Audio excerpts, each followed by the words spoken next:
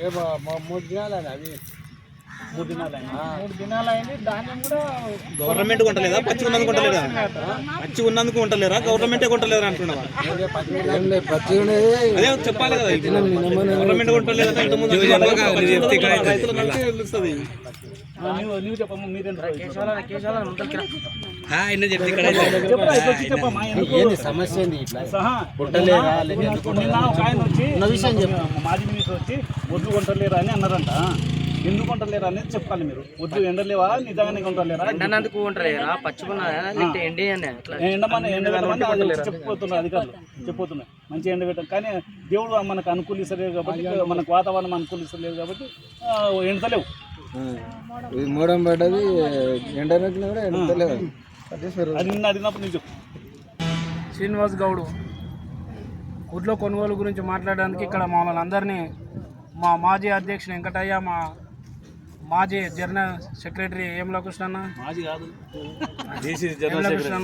మా లక్ష్మణన్న, ఆయన రాజు, సీను, వీళ్ళంతా మనకు వీళ్ళంతా మాకు మా కుటుంబం ఒక కుటుంబంలో కాంగ్రెస్ కుటుంబంలో ఉన్నాం కనుక అందరం కాంగ్రెస్ కుటుంబం కొరకు మేము గత 10 ఏళ్ళు కూడా బీఆర్ఎస్ ప్రభుత్వం ఈడ ఉన్న ప్రతి ఒక్కరిని కూడా విమర్శించి ఇక్కడ మహబూబ్ నగర్ నుంచి ఉన్వాడ మండలి వచ్చేటప్పుడే ప్రతి ఒక్కరిని నిర్బంధం చేసి పోలీస్ స్టేషన్లో తరలించాడు. ఒక ఒడ్లు కొనుగోలు ఓపెన్ చేస్తే కూడా మమ్మల్ని అరెస్ట్ చేయించిన కాలం ఉన్నది.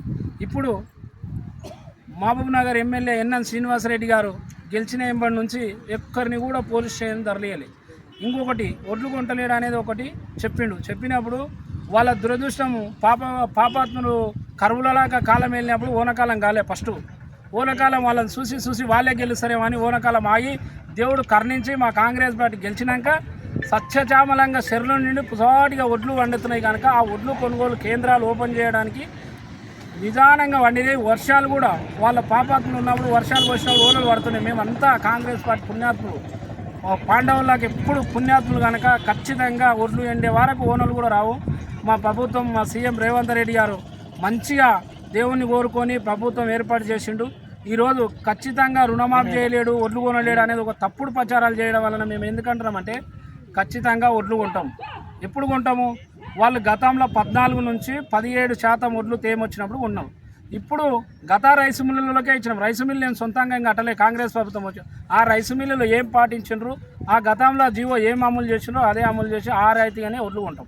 అయితే ఇక్కడ ఉన్న రైతుల్ని ప్రతి ఒక్కరిని అడిగినా కూడా తేమ శాతం డైరెక్ట్ ఒడ్లు కొరకోయలో పోయలేక ఎక్కడ కొనుగోలు కేంద్రాలు ఉంటే అక్కడ తెచ్చి పట్టాలలో పోసి ఆరబెట్టుకుంటారు. అది 1, 2, 3, 4 వారం రోజులు పడుతుంది. వారం రోజుల తర్వాత కొనాలి అంటే మేము కొనకముందే కేంద్రాలు మా ప్రభుత్వం ఏర్పాటు చేసి సంచులు అన్నట్లు మా పెద్దలు చెప్పిన సంచులు కానీ అమాలీలను కానీ అందరినీ ఏకదాటికి తెచ్చి పెట్టాను. మేమేమంటున్నామంటే మీరు అన్నీ మా మీద తప్పుడు ప్రచారాలు చేసి రుణమాఫీ కాలేదని ఒకసారి మీరు 10 ఏళ్ళు పట్టింది, ₹1,00,000 రుణమాఫీ చేస్తామని చెప్పి 10 ఏళ్ళు పడితే 10 మందికి కూడా ఇవ్వలే. మళ్ళా డబుల్ బెడ్రూమ్లు ఇస్తామని ఒక్కసారి గెలిచినాక ఏం చెప్పారు, నెక్స్ట్ ఈసారి టైం సరిపోలేదు, నెక్స్ట్ అవకాశం వచ్చినప్పుడు ఇస్తామని చెప్పి డబుల్ బెడ్రూమ్ 10 ఏళ్ళు అయితే కూడా మీరు ఇవ్వలే. మాకు కూడా డబుల్ బెడ్రూమ్లు చెప్పినాము, మేము కూడా ఇందిరమ్మ ఇండ్లు ఇస్తామని చెప్పినాము, పింఛన్లు ఇస్తామని చెప్పినాము, అన్నీ ఇస్తాము. ఆల్రౌండ్ ఎందుకు ఇస్తామంటే మాకు వచ్చిన 10 నెలలు కాలే. మీరు 10 సంవత్సరాల కాలం చూసి జనాలు తీసుకరించి ఓడదెంగినప్పుడు ఆ మాట మాట్లాడింది. ఇప్పుడు కూడా మాకు అవకాశం ఇచ్చింది. మేము ఇంకా 4 సంవత్సరాలు, మీరు 10 సంవత్సరాలు చేసిన, మేము 4 సంవత్సరాల టైం ఉంది. 40 నెలల్లోనే మేము ఒక్క మాట తప్పకుండా తప్పకుండా అమలు చేస్తుంది మా ప్రభుత్వము. ఖచ్చితంగా అమలు చేస్తామని మేము గట్టిగా హామీస్తున్నాము. మేము కూడా ప్రజల క్షేత్రంలో తిరుగుతున్నాం కనుక మీలాక కళ్ళబొల్ల మాటలు చెప్పి మేము ఓలని కేసులు ఇళ్ళని కేసులు ఆ లీడర్ తిరిగితే ఆ లీడర్ చెప్పి కేసులు పెట్టించే ప్రభుత్వం కాదు.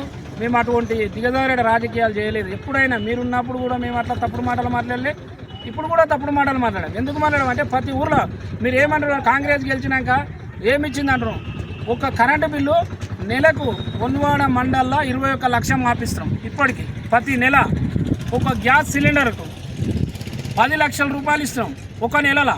మీరు అవసరం అంటే అక్కడ డాటా తీసుకోండి.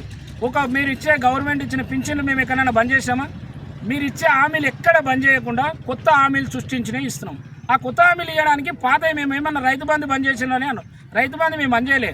రైతు బంధుకు ఖచ్చితంగా దాని భూములు ఎక్కువ ఉన్న వాళ్ళకి ఇవ్వకూడదు అనే ప్రమాణం తయారు చేసి ఇస్తాము. ఇప్పుడు రైతు రుణమాఫీ చేసాం, మీరు అన్నట్లు వాస్తవమే 180 మందికి చేసాం, ఇంకా 20 మంది ఉన్నారు.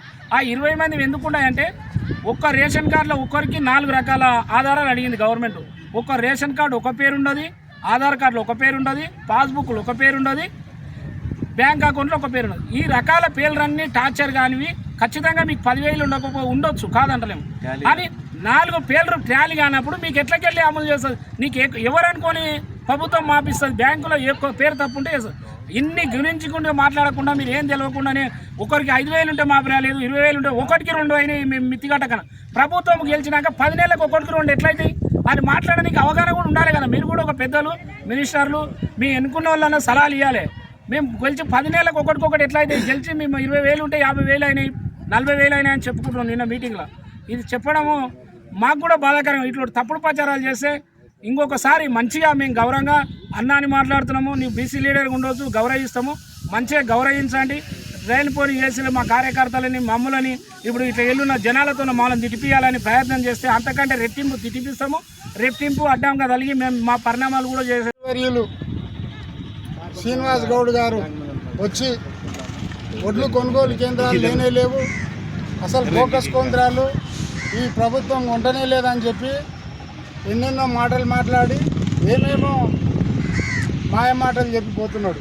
మేము ముఖ్యంగా చెప్పేది ఏంటంటే ఒడ్లు రాకముందే ఈసారి వర్షాకాలము లేట్ అయినందుకు, పంటలు సరి అయిన టైంలో రానందుకు మేము ముందే మా ఎమ్మెల్యే గౌరవ ఎమ్మెల్యే ఎన్ఎం శ్రీనివాసరెడ్డి గారు, ప్రభుత్వ అధికారులు ముందే అన్ని కాంటలు కానీ బాగాన్ కానీ సుతులు కానీ అన్నీ తెచ్చిపెట్టి అమాలలో తెచ్చిపెట్టి ముందే ఏర్పాట్లు చేసి రైతులకు ఏ నష్టం జరగకుండా, ఇంతకుముందు గవర్నమెంట్ ఉన్నప్పుడు వరిధాన్యములు కుప్పలు కుప్పలు పోసి నానిపోయినానే కొనే వాళ్ళే లేకుండా ధర్నాలు చేస్తే అట్టి సమయం లోపల వాళ్ళు కొంటుండ్రి. అట్లా కాకుండా ముందే మేము ఇప్పుడు మీరు పొలాలలో పోయి చూడండి, ఇంతవరకు కూడా ఒడ్లు కొయ్యనే లేదు. కొయ్యకున్నా అని కూడా వచ్చి అసలు వడ్లే కొంటలేరు అంటున్నాడు. ఇప్పుడు ఈ వడ్లన్నీ ఎవరు కొంటారు? ఈ వడ్లన్నీ ఎవరు కొంటారు? ఇప్పుడు మేమే కొనేది కదా, మా ప్రభుత్వమే కొనేది కదా. నీవు మాయ మాటలు మానుకోవాలి. ఇంతకుముందు నువ్వు చేసిన అరాచకాలు అవన్నీ అందరికీ తెలుసు. మళ్ళీ మా తమ్ముడు జైల్లో పోయిండు, ఎవ్వరు మేము ప్రజల కొరకు కొట్లాడాం. మీరు చేసిన అరాచకాలు అందరికీ తెలుసు. ఇంతకుముందు మీరు ఏమేమి చేసినారో అందరికీ తెలుసు. కాబట్టి గవర్నమెంటు వాళ్ళని ముద్దాయిగా దోషించిగా చేసి పోలీస్ డిపార్ట్మెంట్ ఎంక్వైరీ పెట్టి వాళ్ళని జైల్లో పెట్టిండు. ఆ జైల్లోకి పోతే అన్వాడ మండలం నుంచి ఎవరు పోతలేరని చెప్పి ఇక్కడ వచ్చి సానుభూతి వస్తుందేమో అని చెప్పి పోతున్నాడు. రాష్ట్ర నాయకులను పిలుచుకొచ్చి అన్నదమ్ములని తోలుకొని వచ్చి సంఘీభావం తెలుపుతున్నాడు. స్వాతంత్ర సమరయోధునికి ఎట్లా విధంగా చెప్తున్నాడో ఆ విధంగా చూపిస్తున్నాడు. అయ్యా నీవు చేసిన తప్పులు నీవు ఒకసారి ఆలోచన చేసుకో. అన్వాడ మండలంలో ఏం చేసినావు, మామనార్లో ఏం చేసినావు, ఇంతకుముందు ఏ ఏ కార్యక్రమాలు చేసినావు. నీవు ఈ అన్వాడ మండలానికి వస్తే కాంగ్రెస్ సీనియర్ నాయకులు ఎవరు కూడా ఊర్లో ఉండకూడదు, బజార్లో ఉండకూడదు, పోలీస్ స్టేషన్లో ఉండాలి. అప్పుడే నీ సభలు సక్సెస్ కావాలి. ఇప్పుడు ప్రజాస్వామ్యం వచ్చింది, ప్రజా పరిపాలన వచ్చింది. ఎవరు ఎక్కడ పోయినా అని ఎవరు అడగడం లేదు, ఏ ధర్నా పెట్టుకున్నా అడగడం లేదు. ప్రజా సమస్యల మీద ప్రజలు కొట్లాడాలంటనే చెప్పి మా ప్రభుత్వం నిర్ణయిస్తుంది. ఆ ప్రజా సమస్యలను తెలుసుకొని ప్రభుత్వం స్పందించి ఈరోజు కరెంటు, ఉచిత కరెంటు కానీ, గ్యాస్ సిలిండర్ 500కి కానీ, ఉచిత బస్సు కానీ ఎన్నో అభివృద్ధి కార్యక్రమాలు చేస్తున్నాం. ఇంకొక విషయము, 1,00,000 రూపాయలు నిన్న ఎవరు రైతులకు చెప్తున్నాడు, 20,000 కాలేదు, 30,000 కాలేదు, 50,000 కాలేదని చెప్తున్నాడు. 50,000 ఎందుకు కాలేదు? 2018 కన్నా ముందున్న మొండి బకాయిలు కాలేదు. ముందే మేము వాగ్దానం చేసినాం 2018 కన్నా 2024 డిసెంబర్ వరకు ఎవరు అవుతుంటాయో వాళ్ళ రుణమాఫీ చేస్తామని అప్పుడే చెప్పిండు మా ముఖ్యమంత్రి గారు. ఇప్పుడు అదే దానికి కట్టుబడి ఉన్నాము. నేను పార్టీ మండలాధ్యక్షునిగా ఉండా. నా పేరు వి మహేందర్, నెంబరు 9963380830. ఎవరికైనా రుణమాఫీ 1,50,000 లోపల కాకుంటే నన్ను వచ్చి కలవాలి. వాళ్ళ సమస్యలు ఏందో మా ప్రభుత్వం తరఫున మేము కొట్లాడతాం.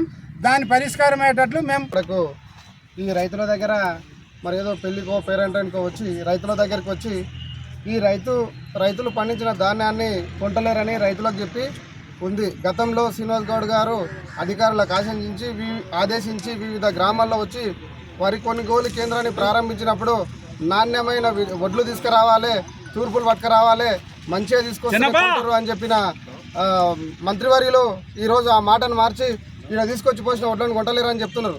ఇప్పుడు ఇక్కడ మేము రైతులను అడిగితే అయ్యా మా వడ్లు డైరెక్ట్గా పొలంలోకి వెళ్ళి తీసుకొచ్చినాం, ఆయనకు వ్యవసాయం చేసే పద్ధతి తెలియదు, వడ్లు ఆరబెడితే 5 రోజుల టైం పడుతుంది, అప్పుడు ఆ మైచర్ అనేది 14 నుంచి 17 వరకు ఉండాలని గతంలో నిర్దేశించిన విధంగానే ఇప్పుడు కూడా అదే రకంగానే పాటిస్తున్నారు రైతులు కూడా.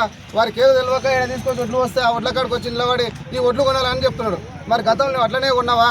మరి అట్లనే కొంటే చూపి రైతుల మేము కూడా ఇక్కడ ఉన్న రైతులనే అడుగు, ఇంతకుముందు ఎట్లా కొంటుండ్రో ఇప్పుడు అదే విధంగా కొంటుండ్రో లేకపోతే మార్చుకుంటున్నారు అనేది. మా ప్రభుత్వం ఒక్క కుప్పు ఉన్నా 2 కుప్పలు ఉన్నా రైతులు తీసుకురాకన్నా ముందే వర్షాకాలం కొద్దిగా లేట్గా వచ్చింది అయినా సరే ఒకలోడు పోయినా సరే ఆ ముందే ఈ వడ్లు తీసుకుపోవాలని చెప్పి వరి కొనుగోలు కేంద్రాలు ప్రారంభించిన మా గౌరవ ఎమ్మెల్యే గారికి మేము అందరం ధన్యవాదాలు తెలుపుతున్నాం.